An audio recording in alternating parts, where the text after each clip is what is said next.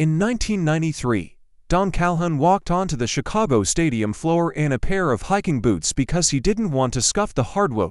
5 seconds later, he hit a shot so impossible that Michael Jordan hugged him like a teammate. But by the time Don reached the locker room, the $1 million he just won had already started to vanish. This is the story of the shot the NBA didn't want to pay for and the legends who forced their hand. It was April 14, 1993. The Bulls were playing the Miami Heat. At halftime, the $1 million shot promotion began. Out of 18,000 fans, they picked Don.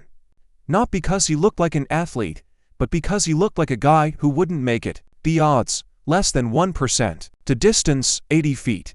Don didn't even do a full wind-up, he just flicked it. The ball tracked through the air like a heat-seeking missile. Swoosh. For a moment, Don Calhoun was the most famous man in Chicago. He was holding a giant cardboard check. He was being congratulated by Phil Jackson. He was set for life, or so he thought. Enter the insurance company.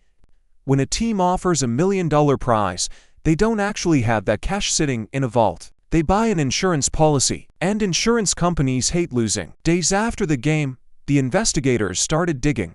They found a technicality. Don had played for Triton Community College's basketball team 3 years prior.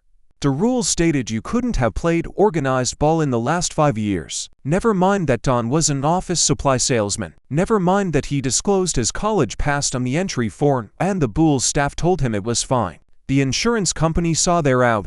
They denied the claim. Don Calhoun's $1 million was officially $0. Word got out. The fans were furious. But the most important person to hear the news was wearing number 23. Michael Jordan and the rest of the Bulls roster, the untouchables of the 90s, heard the team wasn't paying. They didn't just find it unfair, they found it embarrassing. Legend has it, the players went to management. The message was simple. Pay the man. It was bad karma, and it was bad business. If the insurance company wouldn't pay, the team had to. A week later, the Bulls caved. They announced they would pay Don out of their own pockets $50,000 a year for the next 20 years.